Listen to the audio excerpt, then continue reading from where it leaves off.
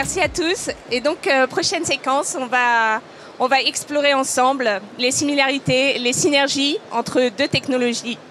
Entre donc l'IA, dont on parle beaucoup sur ce salon, mais aussi le Web3, puisque moi je m'occupe de Web3 chez KPMG, donc égoïstement, j'ai convié Cyril pour qu'on puisse faire cet exercice ensemble et regarder ensemble tout ce qui, à la fois, complète et peut-être libère le potentiel des technologies grâce à l'intelligence artificielle. Mais avant, je vais te laisser te présenter, Cyril, peut-être, et nous dire d'où tu viens.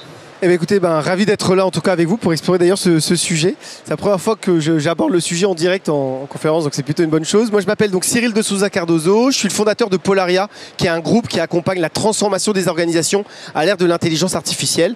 On a une accélération importante de notre activité à l'ère de l'IA générative, mais je crois qu'on va avoir l'occasion d'en reparler. Et en gros, dans notre entité, on fait beaucoup de travail autour du travail de ML Engineering, MLOps, et on développe des solutions technologiques historiquement de chatbot conversationnels depuis 2016 et depuis quelques temps maintenant ce qu'on appelle des RAG et des IA génératifs. Voilà. Et on a prévu de faire en français. Désolé. Sorry. Donc, ce qu'on va faire, c'est que on va regarder déjà un petit peu le niveau de maturité. Je crois que c'est ce qu'on a prévu de faire ensemble quand on a préparé ce talk. On a regardé ensemble un petit peu les niveaux de maturité de ces technologies. Tu me disais que la technologie de l'IA était aujourd'hui considérée comme plus mature que les technologies Web3. Moi, j'ai regardé un petit peu les chiffres quand même, parce que chez KPMG, on aime bien les chiffres. Notre dernière étude d'adoption de la crypto, puisqu'on considère que c'est un des usages principaux de la blockchain aujourd'hui, dit que 12% des Français, aujourd'hui, a acquis de la crypto. Donc 12% des Français ayant déjà touché à ces technologies du Web3. Et quand on regarde ChatGPT, on se rend compte qu'on est sur un Français sur 5 de ce que j'ai pu voir à peu près. Donc on n'est finalement pas si loin que ça. Mais je vais te laisser un petit peu nous dire ta perspective. Non mais tout à fait. Alors d'ailleurs, ouais, j'entends. J'ai découvert le chiffre d'ailleurs sur les 12% avec KPMG effectivement. Ce qui dit bien quand même qu'il y a en tout cas un travail de fond. Quand je dis qu'il y a un niveau de maturité qui est différent, c'est juste que quand arrivait la vague de l'IA générative, donc quand ChatGPT sort en novembre 2022, c'est vrai que dans l'année qui a suivi, 2023 et maintenant, l'année 2023 va être l'année de l'intelligence artificielle, ça va être d'ailleurs le mot de l'année. Beaucoup de personnes se sont dit, bon voilà, c'est la nouvelle mode ou la nouvelle tendance. En même temps, avant, on a eu le Web3, la blockchain, les crypto-monnaies, et là, c'est une nouvelle tendance qui arrive après. Comme si cette technologie venait juste d'apparaître, et effectivement, d'un coup, voilà, ce truc-là qui n'existait pas avant apparaissait. C'est pas du tout le cas historiquement, technologiquement. En réalité, l'intelligence artificielle est beaucoup plus ancienne. Et c'est ce qui fait d'ailleurs ces niveaux de maturité différents, notamment dans les cas d'usage. Parce que la plupart des technologies qu'on utilise aujourd'hui dans l'intelligence artificielle prennent racine en 1956 et la conférence de Dartmouth, où une grande partie, notamment des réseaux neurones, des principes des réseaux neurones qui sont aujourd'hui utilisés sont posés. Donc en réalité, c'est assez ancien quand on parle du livre blanc de la blockchain en 2008. Voilà, c'est pas du tout le même horizon temporel. Donc il y a vraiment un niveau de maturité finalement technologique qui fait que c'est logique. La technologie IA est plus avancée, en tout cas dans ses usages. Et en effet, ensuite sa rapidité de diffusion, on est à ce niveau-là. À peu près 22% des Français ont déjà utiliser l'IA générative, et il y a des grosses disparités dans les classes d'âge parce qu'on parle quand même des quasiment, je crois, 46% des 18-24 ans. Donc on est quand même sur un niveau d'utilisation aujourd'hui de l'IA générative qui est en train de se diffuser de manière importante à ce niveau-là. Mais les 12% que nous raconte finalement voilà, sur les crypto-monnaies montrent bien qu'il y a eu des efforts qui ont été faits pour rendre effectivement accessible la donnée. Enfin, accessible le Web3. Et je crois que ça amène finalement à vraiment poser deux choses quand on pose finalement le sujet à la fois d'un côté du Web3, de l'autre côté de l'intelligence artificielle. C'est de dire que ces deux technologies-là, de toute manière, n'ont pas à la base déjà les mêmes objectifs. L'intelligence artificielle vise à reproduire le fonctionnement cognitif humain, alors que les technologies Web3, alors la blockchain à l'origine c'était la crypto-monnaie, mais c'est plus globalement, hein, en tout cas des mécanismes de certification, de décentralisation, de confiance. Donc on voit qu'on est sur deux technologies qui n'ont finalement pas les mêmes objectifs, donc ça donne une limite à la comparaison. Et par contre, je crois qu'elles ont beaucoup à s'apprendre mutuellement, à la fois sur la diffusion, voire s'aider dans cette thématique-là, voire se croiser, parce qu'il y a des enjeux de part et d'autre qui vont pouvoir être répondus, en tout cas, par justement l'autre. Ouais. Moi, je crois beaucoup à ça. Je crois que l'IA a un grand potentiel pour débrider, en quelque sorte, les technologies du Web3. Et c'est marrant ce que tu disais, parce que l'effet générationnel qu'on observe sur ChatGPT, on l'observe également exactement sur la crypto. Donc, c'est probablement également le même public. Si on arrive un petit peu sur le sujet suivant qu'on a préparé ensemble, c'est le sujet des préjugés un peu liés à toutes ces technologies. Et moi, c'est aussi une chose qui m'a frappée quand je regardais tout ce que tu écrivais. Je me disais finalement, c'est toujours la même chose. La technologie, ça pollue. La technologie, c'est dangereux. Alors, quand on regarde tous ces préjugés-là, quel est toi ton point de vue là-dessus? Je crois que tu avais déjà pas mal réfléchi sur la pertinence de l'utilisation de ces technologies. À quel moment, peut-être, il faut ne pas utiliser de technologie du tout. À quel moment, il y a des solutions low-tech qui sont très intéressantes et c'est pas la peine d'aller chercher de l'IA, du Web3, de la crypto pour aller faire des choses systématiquement. Et puis, il y a parfois un usage réel et social qui est apporté par ces technologies. Et là, il faut savoir prendre des risques et investir. Oui, alors sur cette dimension-là, c'est que alors, moi, plus globalement, je travaille dans le monde de l'innovation. J'ai publié mon premier ouvrage sur le monde de l'innovation en 2017. Et c'est vrai que c'est un moment, on vit un moment où de toute manière, on est obligé de penser la technologie à l'ère de la révolution écologique. On a un enjeu sur cette dimension-là. Et quand on arrive là-dessus, forcément, se pose toujours cette question. Je dis, mais est-ce que c'est bien ce qu'on fait? Est-ce que c'est pas bien? Quel impact ça a? Quel usage, etc. Si on reste bloqué de manière binaire sur ce problème-là, sur le problème de l'écologie, sur le problème de la consommation carbone, la problématique, c'est qu'on fige le discours entre bien et mal, entre faire et pas faire. Sauf que c'est pas ça l'innovation. L'innovation, c'est forcément essayer. Et on ne mettra pas de toute manière la société sous cloche. Ça, c'est une réalité qui est même d'ailleurs biologique. L'être humain est fait comme ça, ce qu'on appelle l'extension. On cherche tout le temps à augmenter notre champ relationnel au monde. D'ailleurs, on n'est que nous l'expression des cellules vivantes qui font la même chose. Par contre, bah oui, on est des êtres pensants et on ne peut pas se détourner d'une réalité, c'est l'impact écologique de nos innovations, de nos technologies. Donc ça, il faut le regarder en face, mais il faut amener plus de nuances dans ce sujet-là. Et c'est pour ça que moi, j'ai tendance, en tout cas en matière d'innovation, à sortir de tout ce qui va relever du greenwashing. Voilà. Oui, il peut y avoir des cas d'usage, d'ailleurs de la blockchain, comme de l'intelligence artificielle, au service potentiellement de l'écologie. Mais ne cherchons pas à faire penser que ça va compenser potentiellement les effets. Peut-être que ça le fera, mais le vendre en amont, je pense que le problème justement, c'est qu'ensuite on va nous pointer dans le discours. Donc moi je crois que c'est plus global. On doit considérer que le numérique, le digital, l'innovation, quoi qu'il arrive, a un impact. Et d'ailleurs, je crois que le sujet, c'est pas le sujet ni de la blockchain, ni de l'intelligence artificielle, c'est le sujet de notre empreinte numérique. Le numérique, on doit se poser une question. Parce que moi, je veux bien, j'ai eu des étudiants dans une école de sciences politiques qui m'ont dit qu'ils avaient décidé, pour des raisons écologiques, de ne pas utiliser l'intelligence artificielle. Et je leur ai indiqué que par cohérence, j'espère qu'ils avaient décidé eux-mêmes de ne pas publier sur Instagram, de ne pas regarder de streaming sur les plateformes de streaming, parce que tout ça a un impact. Et la question, c'est pas est-ce que c'est bien, c'est mal. La question, c'est avoir tout le temps conscience de l'impact de ce qu'on produit. Et effectivement, derrière, penser plutôt les cas d'usage, en sachant que l'innovation nécessite à un moment donné de mettre en œuvre peut-être des choses qui, sur le court terme en tout cas, n'ont pas en tout cas l'efficience attendue. Et si jamais on veut ensuite installer un cas d'usage, alors lui laisser le temps et se donner en tout cas les moyens. Et c'est là que moi, je considère aujourd'hui qu'il faut qu'on sorte de ça en se disant qu'il faut qu'on crée vraiment un triptyque où on va penser notre monde technologique sous 3 angles, qui est la high-tech, tout cet espace où on a besoin de haute technologie, mais aussi s'autoriser à expérimenter. Tout ce qui va relever de la low-tech, parce qu'il y a plein d'endroits où, oui, ça y est, la technologie est devenue efficiente et on n'a peut-être pas besoin de changer notre smartphone tout le temps, voire on n'a pas besoin d'avoir toutes ces performances-là dans nos outils potentiellement.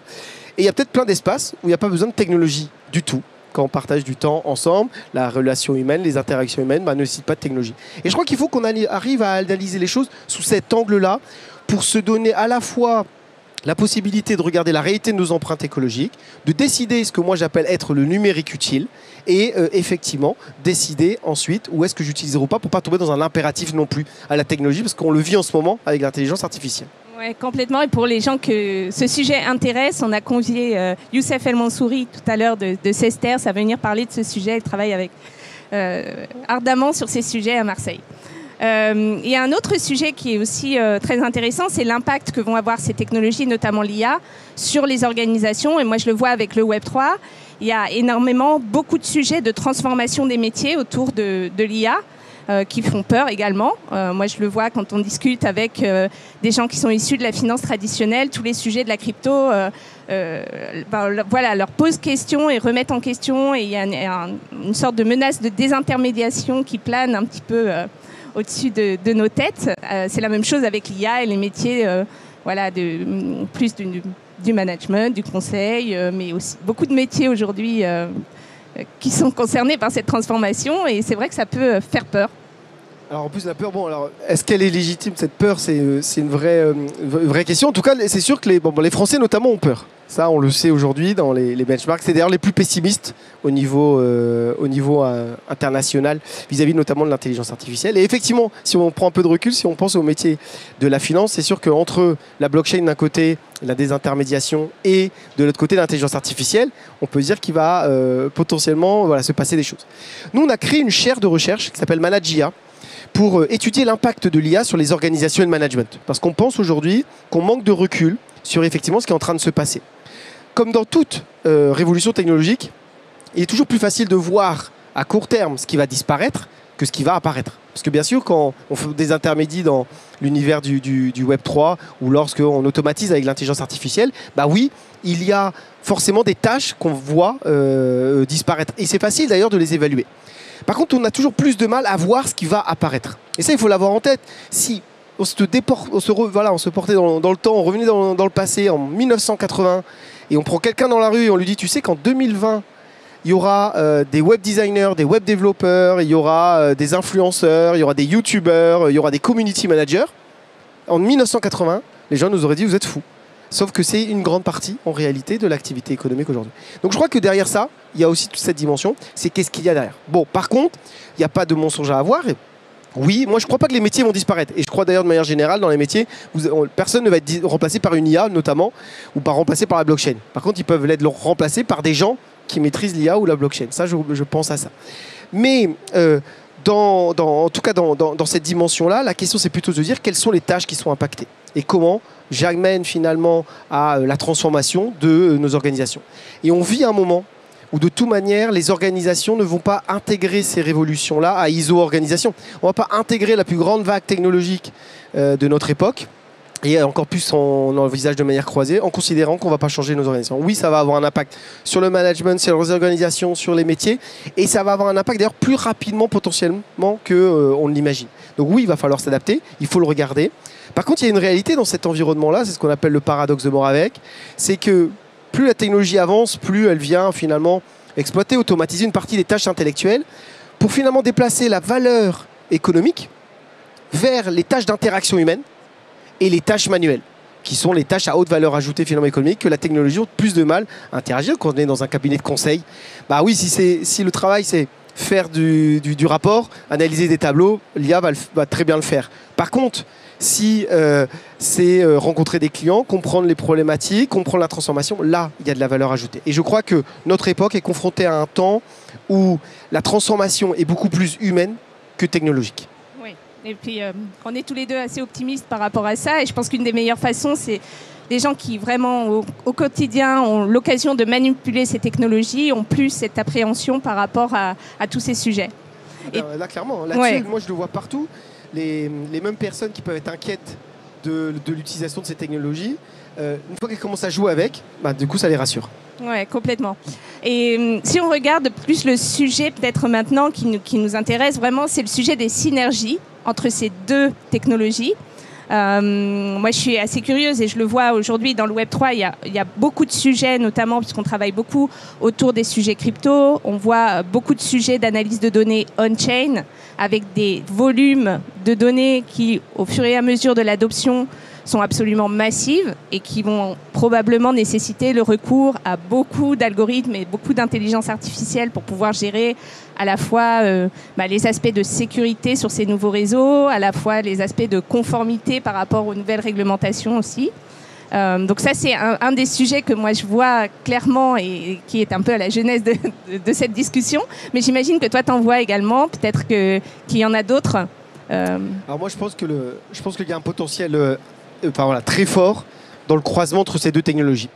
Si on le prend dans le premier sens, qui est du sens de l'IA vers finalement la blockchain, l'avantage de l'intelligence artificielle générative d'un point de vue technologique, c'est cette facilité d'accès qu'on a avec la technologie, puisqu'il suffit d'utiliser le langage naturel pour utiliser. C'est ça la vraie révolution, en vrai, de l'IA générative. C'est le fait d'utiliser le langage naturel pour interagir avec la machine. C'est une révolution, une transformation de l'interface homme-machine. C'est ça la révolution de l'IA générative. Et d'ailleurs, dans le champ de l'intelligence artificielle, il n'y a pas que l'IA générative, il y a d'autres champs. On a ce qu'on appelle l'IA symbolique.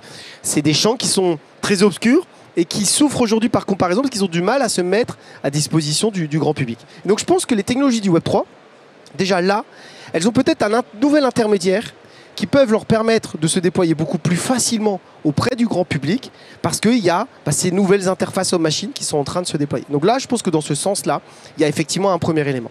Le deuxième élément, effectivement, il va être plus algorithmique. Il va être effectivement sur cette articulation qu'on va avoir entre effectivement les algorithmes de blockchain et potentiellement les intelligences artificielles, alors d'ailleurs qui ne vont pas que être dits statistiques ou fondés sur des réseaux de neurones ou génératifs, ils vont pouvoir être ce qu'on appelle hybrides, intégrer et de la donnée et d'une dimension algorithmique. Et là, je pense qu'en termes d'efficience, il y a plusieurs choses en tout cas qui vont permettre de déployer de nouveaux cas d'usage Web3 grâce justement à l'efficience de ce type de technologie. Et inversement, maintenant, dans l'autre sens, moi, je crois qu'aujourd'hui, l'IA va être confrontée à plusieurs thématiques et on le voit bien dans les organisations. Le sujet de l'IA, c'est ce qu'on appelle l'IA de confiance. J'ai besoin, quand j'utilise une intelligence artificielle, d'avoir confiance dans ce qu'elle produit, d'avoir confiance dans la donnée qui a utilisée, potentiellement dans les biais qui s'y trouvent, dans la propriété intellectuelle de ce qui s'y trouve. Tout ça, eh bien, ça ne peut exister ou ça ne pourra en tout cas fonctionner que si on est capable de venir valider, certifier, créer de la confiance autour de ces systèmes-là. Et là, en l'occurrence, eh bien, je pense que toutes les technologies Web3 sont en train d'apporter des solutions sur ce sujet. Et ce qui est intéressant, c'est que l'AI Act a acté des choses au niveau européen, qui potentiellement va devenir d'ailleurs un standard international. Nous, d'ailleurs, on va recruter spécialement quelqu'un en thèse, en droit, sur ce sujet-là, parce que je crois qu'il y a quelque chose à construire au croisement des deux, pour aider justement à finalement développer des systèmes d'IA dans lesquels on a confiance dans les données qu'on a insérées, qui respectent la propriété intellectuelle, qu'on peut tracer, qu'on peut suivre. On a un sujet, et là je crois que les technologies Web3 peuvent répondre à ça. Et justement, ça m'amène sur une autre question qui est un peu similaire sur les deux technologies aussi. Il y a ce grand débat dans l'écosystème crypto qui est est-ce qu'il faut réguler avant, pendant, après? Est-ce qu'on régule trop tôt? Est-ce que ça ne va pas couper les jambes à l'innovation? Est-ce qu'on régule trop tard? Alors, sur la partie Web3 ou crypto, en tout cas, l'Union européenne, et notamment les autorités bancaires, ont très tôt régulé, parce qu'il va y avoir un règlement qui va rentrer en vigueur en début d'année prochaine pour réguler l'ensemble des prestataires de services autour des activités d'actifs numériques. Ce qui a fait hurler beaucoup tout le monde de l'innovation dans le domaine de la crypto.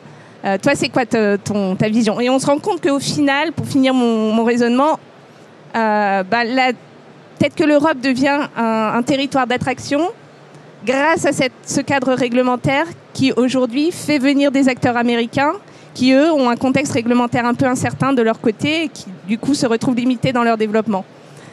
Mais moi, je trouve que vraiment, sur en tout cas les technologies de crypto, notamment, on le voit ça, à chaque fois qu'il y a des sortes de réglementation qui institutionnalisent les choses, on n'a pas vu des baisses d'ailleurs des cours, on a plutôt vu des tendances qui ont vu d'ailleurs les cours de crypto plutôt monter ou autre. Donc il y a cette notion d'institutionnalisation. Bon, il y a quand même une philosophie derrière, on ne va pas l'enlever au Web3, c'est la décentralisation, et ça, c'est en tout cas très clair. Moi, je fais partie des acteurs qui ne pensent pas que la réglementation empêche l'innovation.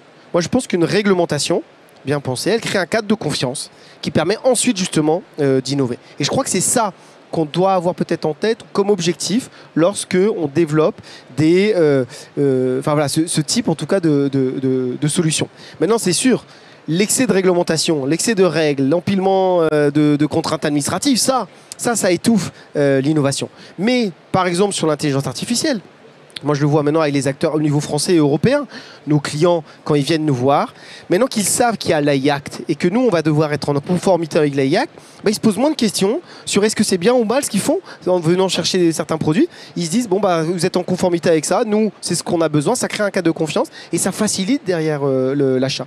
Donc c'est pas binaire et d'ailleurs je tiens quand même à le dire, on le voit avec la RGPD.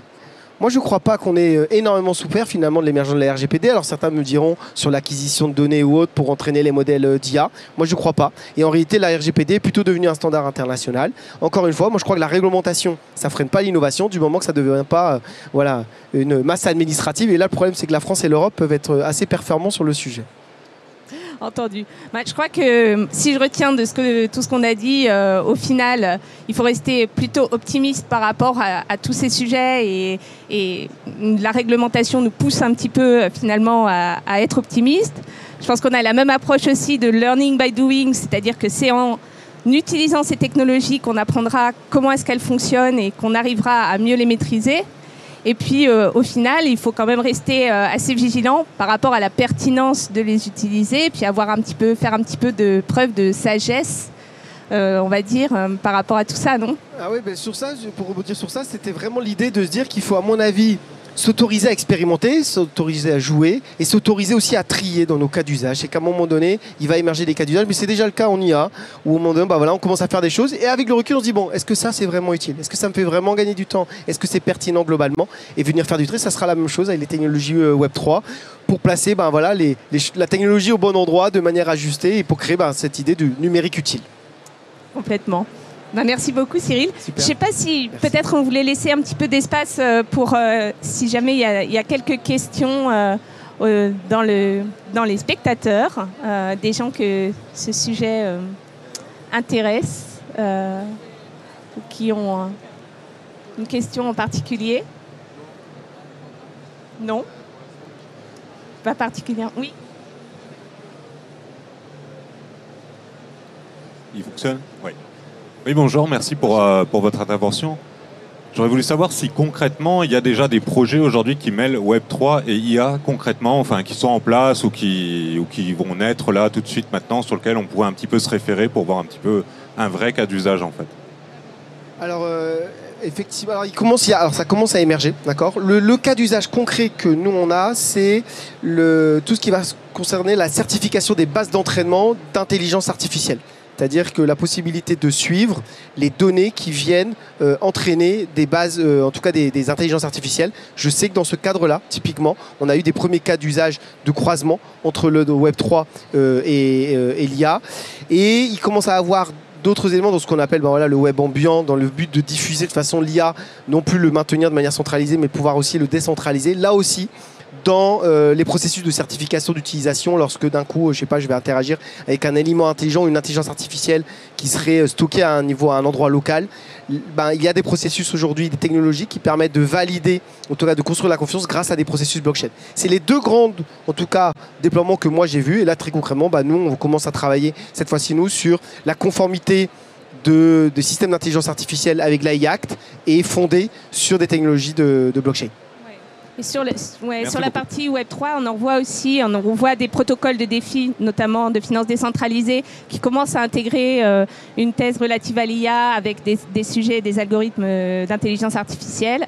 Mais on voit, et ça c'est depuis peut-être plus longtemps, sur les sujets crypto notamment, toutes les solutions de on-chain analytics, en fait, qui sont liées notamment à la lutte contre le blanchiment, qui utilisent déjà des algorithmes d'intelligence artificielle assez avancés et d'analyse comportementale pour détecter des comportements frauduleux sur les réseaux on-chain. Donc il y a déjà des petits cas d'usage, mais en effet, c'est encore le croisement entre les deux est naissant.